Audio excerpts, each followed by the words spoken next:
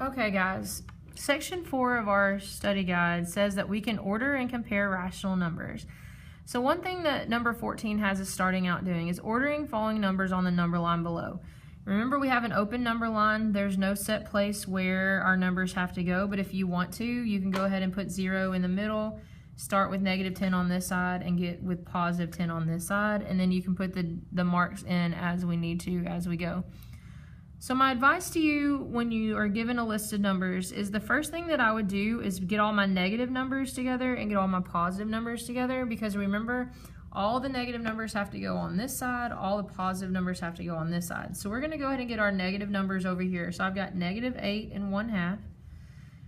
I've got, it looks like -7.2. And those are all the negative numbers. And then I have my positive numbers. I've got B, which is 6.75. I've got C, which is 47/9. And I've got D, which is 5 1/4. So we're going to look at the negative side of the number line. I know if this is -10, I know this could be -9, this could be -8, and this could be -7. When I look at these numbers, I know that -7.2 is going to be between -7 and -8, and it's going to be closer to -7. So we're going to say that this is letter E. And then I've got this -8.5. I know that -8.5 is halfway between -8 and -9. And so there is my A. So if I was going to put these in order from greatest to least, E would come first, A would come second. Least to greatest, it would be A, because, and we'll talk about that more here in just a little bit. So I'm done with my negative numbers, so I don't have to worry about the rest of the negative side of the number line. So now we're going to look at the positive side of the number line. The first number that I notice is this one right here is 5 1/4. Well, I know that 5 is halfway between 0 and 10. So we're going to go ahead and make this 6, make this one 7, 8, and 9. I know that 6.75 is going to be between 6 and 7, but closer to 7, so we're going to make that one letter C. I've got 5 1/4. If I was going to split, I know it comes between 5 and 6. If I was going to split it into 4 equal pieces, then it would be on the first one. We're going to make that D, which is 5 1/4. But here's the thing, guys. We have this little booger right here in letter C where it says we have 47 divided by 9. And remember, the numerator goes on the inside, the denominator goes on the outside. It's what we just got through practicing in video 3. 9 goes into 47. Can you also see that? 9 goes into 47 5 times. 5 times 9 is 45. And I'm left with 2 ninths left over.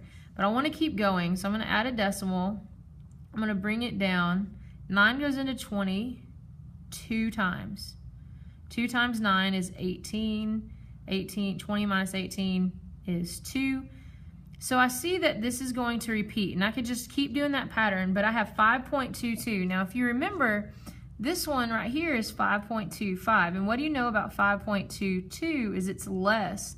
So probably about right here, right before D, we're going to have our letter C.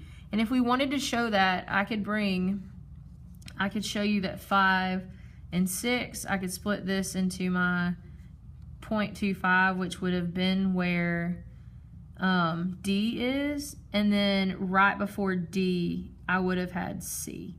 So if you want to zoom in on that one piece, you are more than welcome to draw a second number line, but this is not something you had to have on your paper. I just wanted to show that to you. So now I'm going to look at number 15. I'm going to zoom in a little bit for you. It says the eye doctor keeps his contact lenses ordered from least to greatest in prescription strength. He has prescriptions -2.5, +0.25, -1.25, -1.5, +1.25, +0.5, and -0.25. In what order should his lenses be? Now, the first thing that's the most important is that I want to go from the smallest to the biggest number. So if we think about our number line, and if I pretend that 0 is right here for just a second, as we move to the right, what happens to our numbers? They get bigger, which means if I'm going from least to greatest, I need to go from the biggest negative to the largest positive. So the largest negative to the largest positive is least to greatest. So let's just look at our negative numbers. I have 1, 2, 3 numbers, 4 negative numbers. Well, I know that 2.5 is my largest negative, so that's going to go first. Then I'm going to have negative 2.25. Then I look at my ones. 1.5 is bigger, so a negative 1.5 is actually smaller than negative 1.25. And then we have our 1.25, or our 0.5, and then our last one would be the 1.25. And if you think about on the number line, how would you count if this was 0? Well, if this was 1 and this was 2, then 2.5 would be here, and like this was 3, then this would be 2.5, and this would be 2.25 on the negative side of the number line. Same thing happens with negative 1.5 and negative 1.25. And then when we look at our positive side of the number line, we've got 0.5 and 1.25. And so that's how you would put them on a number line, and I hope that that helps, guys. If you'll just remember, negatives are always smaller than positives. The larger the negative, the smaller the number. The larger the positive, the larger the number. And we're going to be practicing more about this throughout the coming weeks, but I just wanted to kind of go over that question. Number 16 says, Miles, Sam, Lainey, and Ella each walked from their houses to the mall. Miles walked 4/5 of a mile. Sam walked 2/3 of a mile. Lainey walked half a mile, and Ella walked 7/8 of a mile. Order the people based on who walked the farthest. So what we've got to do is we're going to draw a number line. If you notice, all of our fractions are between 0 and 1. So we're going to start off with the easy one. So Lainey, we're going to call Lainey L, walked half a mile. So I know Lainey is right in the middle because she walked half a mile. If we look at our, let's see, which one do we want? Let's look at our eighths. If I want to put my eighths on the number line, the first thing I do is I take my half and I divide it. This would be 1/4. This would be 3/4, because if you remember, 1/2 would be the same thing as 2/4.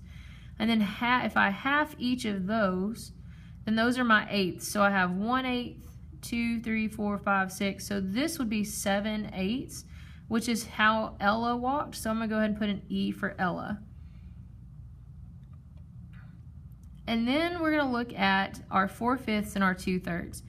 If you think about 2/3, I'm going to get a different color so I can show you all this. I want you to really see it. If I take this entire piece and I split it into 3 equal pieces, 2/3 is going to be this one because it's 1/3, 2/3. So I'm looking at Sam walking 2/3 of a mile. So there's Sam. And then we have Miles, who walked 4/5 of a mile. So if we take our entire piece right here and we think about our entire piece, and we think about splitting it up into 5. If you think about 4/5 as being 0.8, because we did that one on the video before, then 0.8 is going to be between 75 and 875. So we're going to look at probably Miles being about right here, because if we make Miles M. So if we're looking at who walked the furthest, then it would be Ella will have walked the furthest, then Miles. So it should be, can you all see that? It should be Ella, Miles, Sam, and then Lainey. I hope y'all kind of see that. I hope it works for y'all. And now we're going to look at number 17. When I look at number 17, it says, during a science experiment, Jose used different amount of water to grow seedlings. Plant A got 1.4 cups of water. Plant B got 9/10 cups of water, and plant C got 4/3 cups of water. Order the plants from greatest amount of water to the least. So when I look at number 17, the first thing I have to do is change all of my numbers to the same form. I've already got 1 decimal, so I'm going to change them all to decimals. 9 divided by 10 is 0.9. And then I've got 4 over 3, which would be 1.33 repeating, because that 3 would go on forever. Hopefully y'all did that on your own and you got that. So now I have 1.4, 1.33, and 0.9. What we want to do is make sure that without changing the value, we can add a 0, so that we want placeholders. So if we look at, pretend like the decimal doesn't exist, I have 90, I have 100. So now we have this. We have 90 hundredths, I have 133 hundredths, and I have 140 hundredths. Well, which one of those is the bigger? Well, 140 is the biggest, so it would go first. My 1.33 would go second, and my 9/10 would go third. So we have to order the numbers based on their original number. So our answer would be 1.4, 4 over 3, and 9 over 10. And now number 18 wants us to place the numbers on the number line.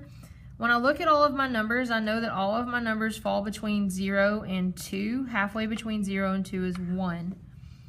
So now we're going to look at our numbers that they gave us. So I have 7/8, 1 1/4, 0.08, 0.6, 108%, and 95%. The first thing I'm going to want to do is change my percents to decimals. So this ends up being 1.08. This ends up being 0.95.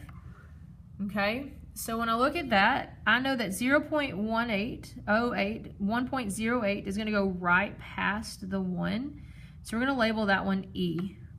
I know that 95% or 0.95 is going to go right before 1. I'm going to label that one F. And now I'm going to look at my other numbers. I have 0.6. Well, if I know that 1/2 or 0.5 is right here, then 0.6 is going to go right to the right of it. 0.08 is going to be really close to 0, about as close as E was to 1. The same thing can be said about C and 0. 1 1/4 is going to be a little bit, it's going to be about right here. It's 2.25, so it's going to be about right here. And then we've got 7/8. Well, 7/8, if you do 7 divided by 8, you get 0.875. And that's going to go right before F, but higher than D. And that's going to be letter A. I hope this helps. This was video 4, comparing and ordering rational numbers. Guys, this is what the majority of your test is going to be. Not the majority of your test, but a very large section of your test is making sure you know how to put numbers on the number lines, especially these negative numbers. So if you're going to really focus on questions, I would make sure that you focus on 14 and 15 and then 18, but the others are good questions too. And I hope that helps. Stay tuned for video 5.